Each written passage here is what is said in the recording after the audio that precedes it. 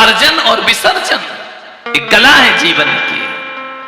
जैन दर्शन कहता है अर्जित करो, खूब करो, लेकिन विसर्जित करने की भी ताकत रखो अपने जीवन में। जब छोड़ना पड़े तो उसी आनंद के साथ छोड़ना जिस आनंद के साथ तुमने बटोरा है। ध्यान रखना, छोड़ने में दुख कैसा, जब जोड़ने में आनंद था तो छोड़ने का भी तो अपना आनंद होना चाहिए ना।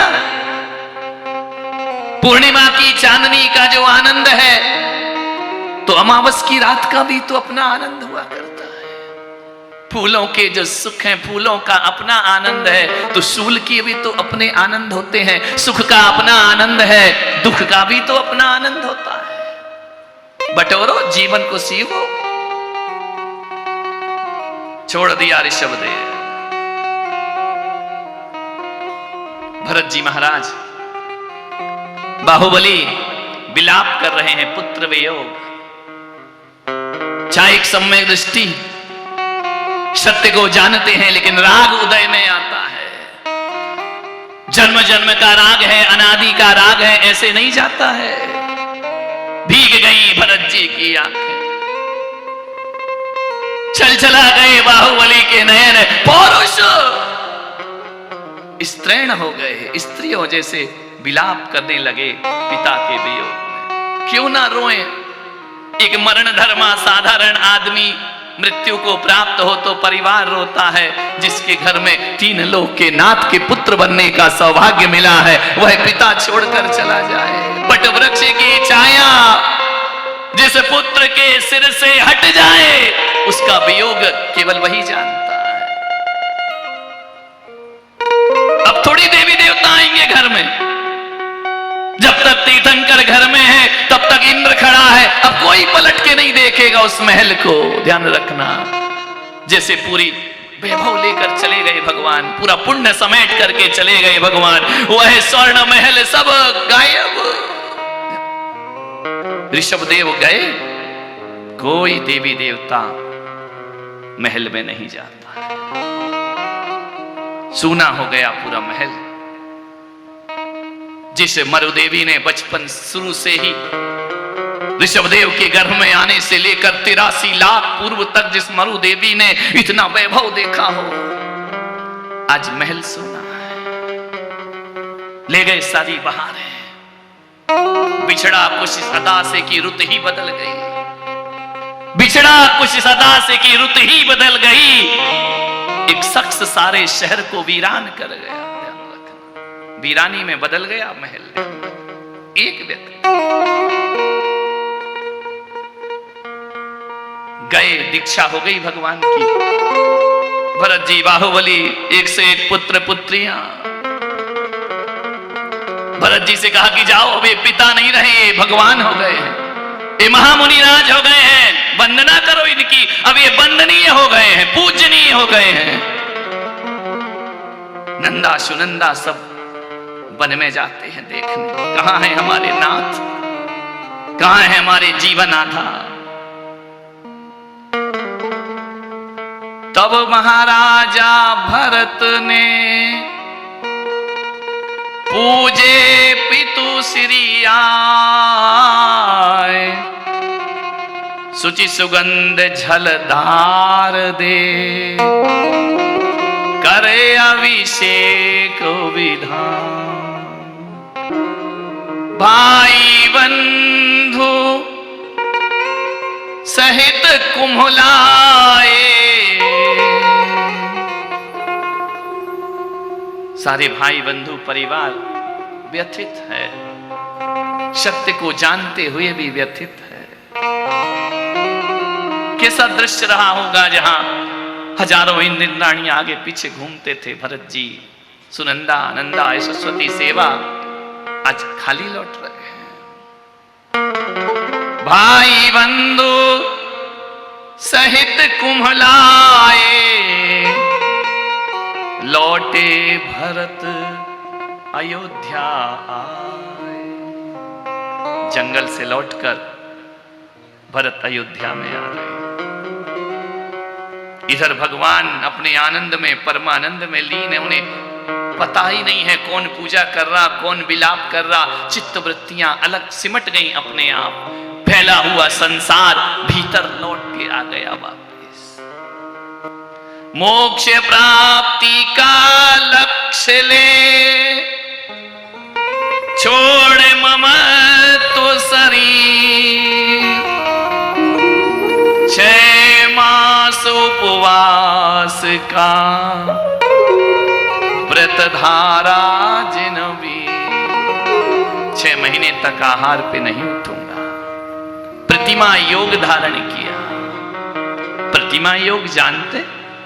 कायोत्सर्ग मुद्रा, खड्गासन, पद्मासन, ये प्रतिमा योग है। जो प्रतिमा यहां रखी है ना, यही प्रतिमा योग है। पद्मासन में हाथ पर हाथ धरे भगवान, अब कुछ करना बाकी नहीं रहा। खड़े हो गए भगवान, एक खड्गासन और एक पद्मासन। खड़े हो गए भगवान निरालंब। कायोत्सर्ग योग कर धारण, कायोत्सर्ग योग कर धारण। ओ खड़े रहे निश्चल तब भगवन, खड़े रहे निश्चल तब भगवन। ओ चरणन अंतरे अंगुलवार, चरणन अंतरे अंगुलवार। एड़िन अंतरे अंगुल चार, एड़िन अंतर अंगुल चार। मालूम है कैसे खड़े होते हैं, कैसे ध्यान लगता है? 12 अंगुल दोनों पंजे इस तरह से, और एड़ी 4 अंगुल दूर। इसका भी माप है। कैसे भी खड़े होने को कायोत्सर्ग नहीं कहा जाता है। एड़ी दूसरी एड़ी से पहली एड़ी का अंतर 4 अंगुल होना चाहिए, और दोनों अंगूठे का अंतर 12 अंगुल होना चाहिए। यही मुनि को आहार में भी यही चर्या लिखी हुई है। दिगंबर मुनि आहार करे, कायोत्सर्ग मुद्रा में खड़ा। ध्यान सिद्धि के दिए प्रसम गुण, ध्यान सिद्धि के लिए प्रसम गुण। कियुत कष्ट मूर्ति यह धारण, कियुत कष्ट मूर्ति यह धारण। तालियां। आनंद के साथ डूबो भगवान के चरित्र में, कथा में। यही जीवन का लक्ष्य। व्यर्थ की पंचायत में मत लगो। जय हो।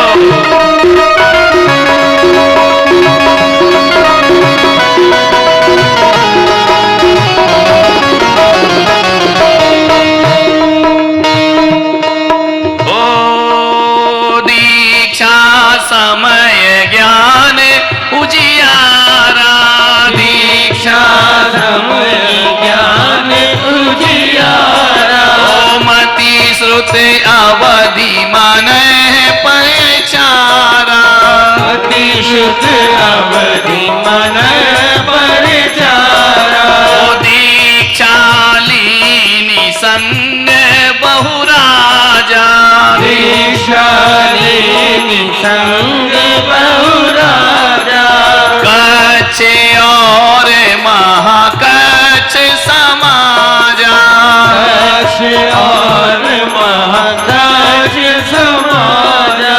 भूख प्यास नहीं सहे, भूख प्यास जब सह नहीं पावा, भव क्षोभ मन अति अकुलावा। भगवान तो 6 महीने का उपवास कर कर बैठ गए, लेकिन जो 4000 राजा बैठ गए ना, देखा देखी। भगवान जो कर रहे हैं हमको वही करना है। देखा देखी धर लिया जोग, छीणी काया बढ़ गया रोग। ध्यान, देखा देखी का धर्म नहीं है। एक महाराज बने तो हम भी बन जाएं। बच्चों का खेल नहीं है, ध्यान रखना। दिगंबर पथ पर बढ़ना भावावेश का काम नहीं है। भावावेश में 4000 राजाओं ने वस्त्र उतार कर भगवान के साथ तप करने लगे, लेकिन कितना करेंगे? 6 महीने तक भगवान ने आंखें नहीं खोली। 4000 राजाओं ने कहा ये तो बोलते ही नहीं, क्या किया ये? भूख प्यास जब सह नहीं पावा, भव क्षोभ मन अति अकुलावा। कहने लगे सब करही विचारा, कैसे निर्वाह होए हमारा। ये तो कुछ बोलते नहीं, भगवान तो दीक्षा लेके अखंड मौन धारण कर लेते हैं। यही तपलीन रहे भगवान, भूख प्यास इन्हें कछु नहीं मान। इनको भूख नहीं लगती है, प्यास नहीं लगती है, ये तो बैठ गए आंखें बंद करके। बीत गए 2 माह पर, अविचल है भगवान। जीवित हम सब रह सके, कौन रखेगा ध्यान। ये तो अपने ध्यान में लीन है, हम कैसे जिंदा रहे। 2 माह से अन्न जल ग्रहण नहीं किया, ये भी बड़ी तपस्या है। धैर्य छोड़ कछ सोचन लागे, ओ धैर्य छोड़ कछु सोचन लागे। धैर्य छोड़ कछु सोचन लागे, छोड़ा राज व्यर्थ बन भागे। छोड़ा राज व्यर्थ बन भागे। जो परेशान हो गए, जो बाहर से साधु बने, भीतर से नहीं बने। देखा देखी, भीड़, उत्साह, माहौल, वातावरण, आपस में बात कर रहे हैं कि व्यर्थ अपन बन की तरफ भागे। छोड़ा राज व्यर्थ बन भागे। माता पिता भगनी सुत नारी, होंगे हम बिन सब दुखियारी। घर भी छोड़ा, परिवार भी छोड़ा, यहां खाने पीने की व्यवस्था नहीं। देखा नहीं, सुविधाएं ना मिले तो संसार संन्यास डामाडोल होने लगता है। ये बाहर के सन्यासी है। अच्छा मिले तो कोई बात नहीं, बुरा मिले तो कोई बात नहीं। आज तुम्हारे शहर में अच्छा रूम मिला है, हम उसी आनंद से रात गुजारते हैं। कल बिहार करते हैं, टूटा स्कूल मिलता है, हम उसी आनंद से रात गुजारा करते हैं। भोजन मिले तो आनंद है और ना मिले तो आनंद है। ये भीतर का सन्यास है। भूख प्यास की चिंता, बहिर्लिंगी, द्रव्यलिंगी मिथ्या दृष्टि, क्षुधा रोग नाश करने आया है, भूख प्यास की चिंता करता है। बहन छूटी, पत्नी छूटे, सब छूट गए तो कुछ नहीं कहा, ऐसा करो कि चलो वापिस चलते हैं, छोड़ो छाड़ो ये सब। कई लौट जाते हैं ना, ऐसे भी लोग हैं जिनकी 3-3, 4-4 बार दीक्षा हो रही है, समाज पूज रही है, उनको ध्यान रखना है। ये बच्चों का खेल नहीं कि जब खिलौना लिया, खेला, तोड़ दिया, फिर ले लिया, फिर खेला, फिर तोड़ दिया। मुनि बनना कोई खेल नहीं है, बच्चों का तेल निकल जाता है। अच्छों का जुबान से बातें करना अलग है और मुनि धर्म को जीना, और वो भी मुनि धर्म जीना ही नहीं, आनंद के साथ जीना और भी ज्यादा कठिन है। लोग आते हैं, महाराज आपकी तबीयत कैसी है? धत तेरे की, हम कोई देह में जीते हैं क्या? तबीयत कैसी है? देह अपना काम करती है, हम अपने आनंद में जिया करते हैं। देह तो नश्वर है, एक एक रोम में हजारों बीमारियां हैं। क्या सोचते हो कि अगले साल बीमारी ठीक हो जाएगी? जिंदगी नहीं होगी, एक ठीक होगी दूसरी खड़ी हो जाएगी। इन रोगों के बीच भोग धारण करना है या योग धारण करना है? रोग की परवाह करने वाले योगी नहीं बन पाते हैं, ध्यान रखना। ये कौन सा रोग है शरीर का? ये मार्ग तो जन्म जरा मृत्यु रोग के विनाश का है। किस शरीर की सामर्थ्य को देखते हैं?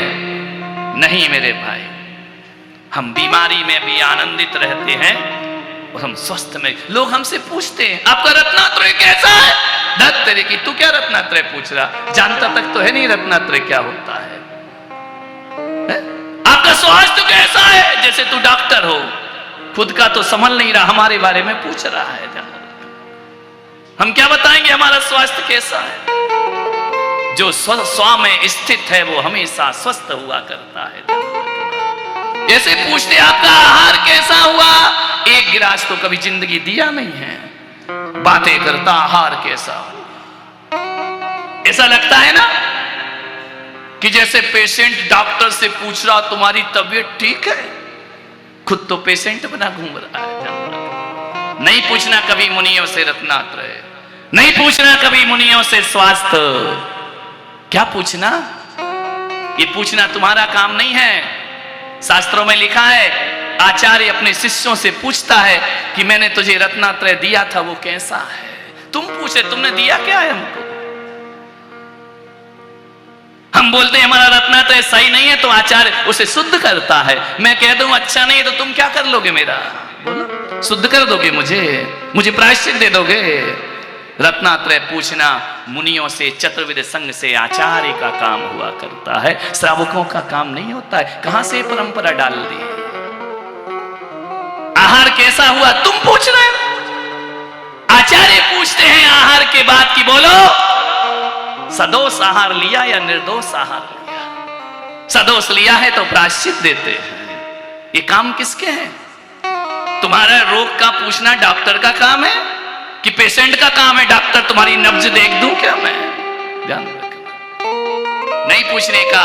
किसी भी प्रथमान युग में नहीं लिखा है कि राजा मुनियों के पास गए और उनका स्वास्थ्य पूछा हो, उनका रत्नात्रय पूछा हो। नहीं, हर प्रथमान युग का कोई भी ग्रंथ उठा करके देखो, मुझे तो नहीं मिला आज तक कि सैनिक ने जाके पूछा हो तुम्हारा रत्नात्रय कैसा है।